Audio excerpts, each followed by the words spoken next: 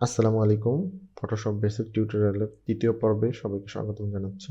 তো গত পর্বে আমরা শিখেছিলাম কিভাবে ফটোশপে একটি নিউ ডকুমেন্ট ওপেন করতে হয়। তো নিউ ডকুমেন্ট ওপেন করার পরে আমাদের এমন একটা ইন্টারফেস আসবে। তো এই ইন্টারফেসটাকে বলা হয় ফটোশপের ওয়ার্ক স্পেস। আজকে আমরা ফটোশপের ওয়ার্ক স্পেস সম্পর্কে জানবো বিস্তারিতভাবে। শুরুতেই আমরা উপরের দিকে দেখতে পাচ্ছি এখানে একটা বার আছে। এই বারটাকে বলা হয় মেনু বার। এখানে বিভিন্ন মেনু অপশন রয়েছে। এই বারটাকে এজন্য বলা হয় মেনু বার। তারপরেই যে বারটা রয়েছে এটাকে বলা হয় অপশন বার। বাম পাশে যে টুলসগুলো রয়েছে এই টুলসগুলো চেঞ্জ করার সাথে সাথেই এখানে এই অপশন বারটা চেঞ্জ হচ্ছে, অর্থাৎ একটা টুলসের বিভিন্ন অপশন থাকে, সেই অপশনগুলোই এখানে শো করে। তো অপশন বারের বাম পাশে আমরা এখানে একটা হোম আইকন দেখতে পাচ্ছি। তো হোম আইকনের ভিতরে কি আছে? হোম আইকনের ভিতরে গেলে কিন্তু আমরা ফটোশপের হোম স্ক্রিনে চলে যাব। এখান থেকে আমরা আবার ব্যাক করতেছি। এদিকে আমরা যদি ডান পাশে দেখি, অপশন বারের ডান পাশে রয়েছে এখানে একটি সার্চ অপশন। এখানে রয়েছে ওয়ার্ক স্পেস। ফটোশপের আমরা যে ওয়ার্ক স্পেসটা, এখানে অনেকগুলো, আমরা কোন ওয়ার্ক স্পেসে কাজ করতে চাই সেটার অপশন, যে আমরা কি অ্যাসেনশিয়ালে কাজ করতে চাই, 3D-তে কাজ করতে চাই, নাকি গ্রাফিক্স এবং ওয়েবে কাজ করতে চাই, এমন অনেক আরও অপশন রয়েছে। তারপরে এখানে যে অপশনটা রয়েছে এটা হচ্ছে ফটোশপের যে কন্টেন্টগুলো, এটা আমি কোনো সোশ্যাল মিডিয়ায় বা কোথাও শেয়ার করতে চাচ্ছি কিনা সেটার এই অপশন। তো অপশন বারের পরেই এখানে নিচে রয়েছে ডকুমেন্ট ট্যাব। এখানে আমরা যে ডকুমেন্টগুলো ওপেন করব সেই ডকুমেন্টের নামটা এখানে শো করতেছে এবং কালার ফরম্যাটটা কোন ধরনের কালার ফরম্যাটে আছে সেটা শো করতেছে। এখানে আরজিবি কালার বা সিএমওয়াইকে যে কালার মোডে থাকবে সেটাই শো করবে এখানে। তো এই ডকুমেন্ট ট্যাবে আপনি চাইলে আরও অনেক ডকুমেন্ট ওপেন করতে পারবেন। এখানে দেখেন আমি 2টা ডকুমেন্ট ওপেন করেছি। তো এটারই একটু নিচে যে অপশনটা আমরা দেখতে পাচ্ছি, যে বারটা, এটা হচ্ছে রুলার। এখান থেকে আপনি স্কেল ক্লিক করে ধরে স্কেল ডাউন করতে পারবেন, বা উপরে এবং বাম পাশে ডানে বামে এক্স এবং ওয়াই অক্ষ বরাবর আপনি স্কেলিং করতে পারবেন।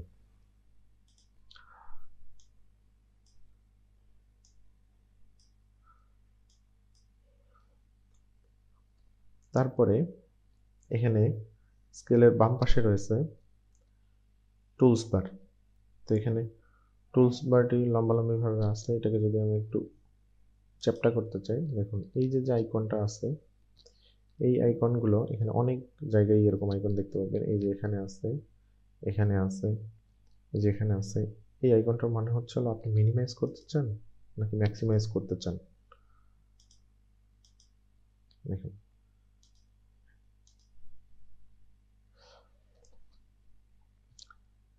এরপরে রয়েছে ফটোশপের ক্যানভাস। এই যে যে পুরো এরিয়াটা, যে পুরো এরিয়াটা, এই এরিয়াটাই হচ্ছে মূলত ক্যানভাস, যেখানে আমাদের ফাইলটা ওপেন হয়, ফাইলটা শো করে, যে ডকুমেন্ট আমরা ওপেন করি সেই ডকুমেন্টটা শো করে। এটা হচ্ছে পুরোটা ক্যানভাস। এই ক্যানভাসেই আমরা মূলত যাবতীয় যে কাজ করব সেটা এখানে ভিজুয়ালি দেখা যাবে। তারপরে এদিকে নিচের দিকে রয়েছে স্ট্যাটাস বার।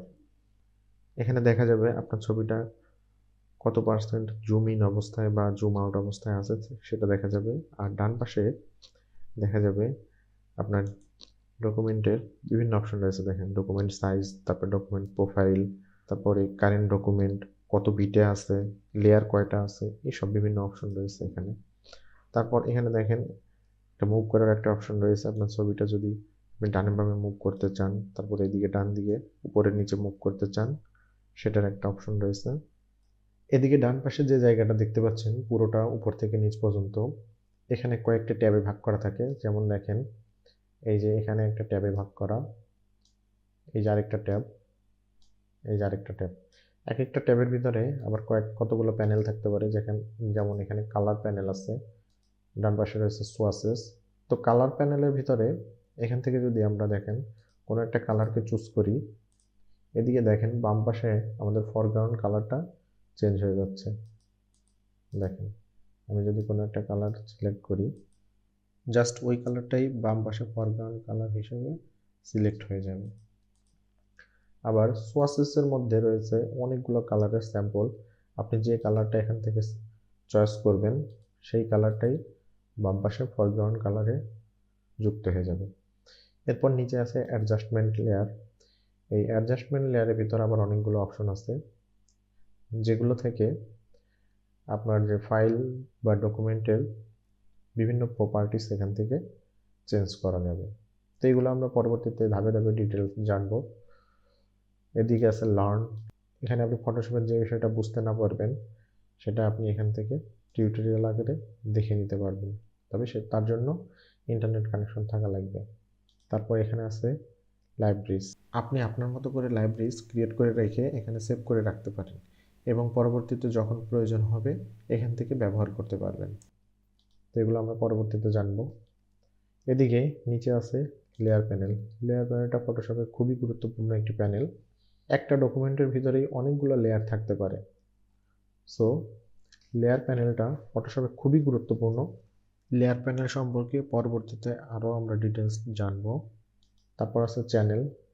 এখানে RGB কালারের জন্য দেখেন 4টা চ্যানেল আছে, এগুলো আমরা পরবর্তীতে জানবো। পাথ, এখানে কোনো ডকুমেন্টের ভিতরে যদি আমরা পাথ সিলেকশন করি এবং সেভ করে রাখি, পরবর্তীতে সেই পাথটা এখান থেকে আমরা নিয়ে ব্যবহার করতে পারবো। তো এসব বিষয়ে আমরা পরবর্তীতে আরও বিস্তারিত জানবো। আজকের মতো এ পর্যন্তই। তো ভিডিওটি যদি ভালো লেগে থাকে অবশ্যই লাইক, কমেন্টস এবং সাবস্ক্রাইব করতে ভুলবেন না। ধন্যবাদ।